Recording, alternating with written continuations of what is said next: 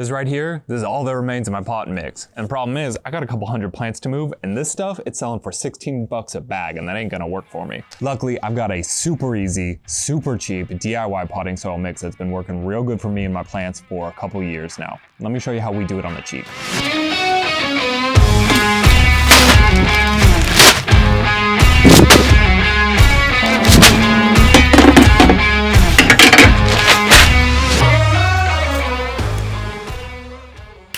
Base of our mix consists of 4 primary ingredients. Now I'm making 4 cubic feet today because that keeps the ratio simple and because that's frankly all that my wheelbarrow can really handle. But feel free to adjust up or down based on your needs so long as the ratios are roughly in line. 1 part aged and cured steer manure. Good old fashioned steer manure. This stuff here is actually both aged manure as well as compost already mixed together, and it provides water retention, some aeration, and certainly a lot of organic material to our otherwise mostly inert mix. There's no real way for me to know exactly how much compost versus how much manure is in there. Therefore, there's no way for me to know the exact NPK ratio, right? The fertilization ratio.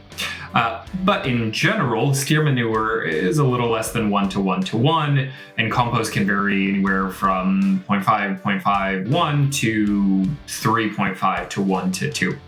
So there's definitely some variation there.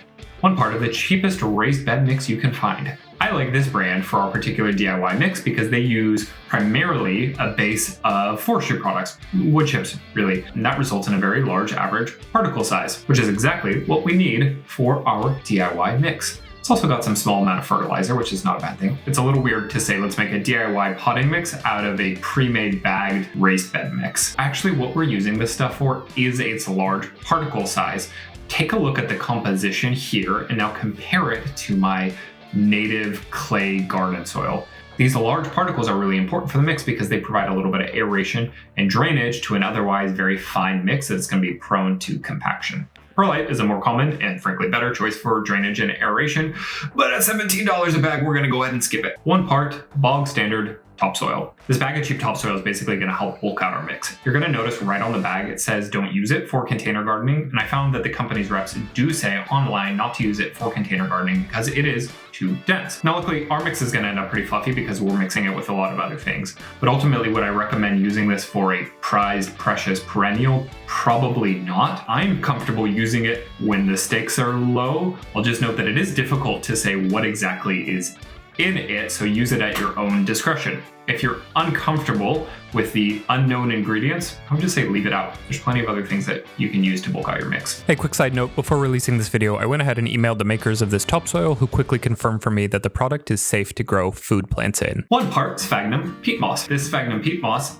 is a really key ingredient. Now, while it has a tiny particle size, it actually is going to add a lot of fluffiness to the mix, and critically, it provides a lot of structure and aeration and water retention. Good stuff. I do think it's really important to share that there is plenty of healthy discussion and debate around exactly how environmentally unfriendly sphagnum peat moss is. Ultimately, I think that concern is valid, and we should all attempt to limit our use of this ingredient as much as possible. I included it in my DIY mix today because the alternative to this mix is a different bagged potting mix, and those are primarily consisting of sphagnum peat moss. So it's kind of a wash on that front. I'm continuing to look for good alternatives to sphagnum peat moss, and if you have any ideas, I would definitely love to hear from you in the comments. Let's get started combining. I recommend combining the sphagnum peat moss and the raised bed garden mix together first, as they can be a little bit more difficult to incorporate, and also because both of them can be a little bit challenging to really wet out, particularly that sphagnum peat moss. Bale of sphagnum peat moss that comes in the bag is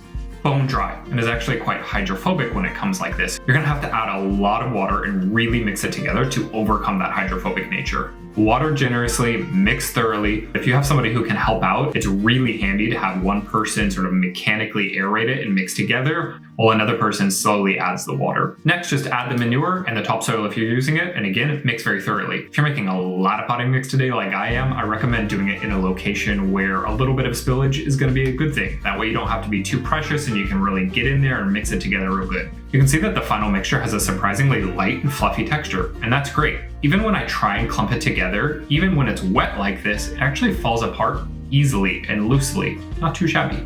If you like this sort of guide, please consider liking the video or even subscribing to the channel. Definitely helps me out and I really appreciate it. Because this potting mix contains relatively few drainage ingredients, I like to pair it with these fabric grow bags. They're naturally really well draining and aerated. It also doesn't hurt that they are super cheap. Leave a little bit of room at the top so we can add in a few more key ingredients. Key ingredient number 1 being an extra inch or 2 of compost scratched into that surface layer. Next, go ahead and transplant in your seedling. I'm gonna plant a little English lavender, a chamomile, and a Johnny Jump Up.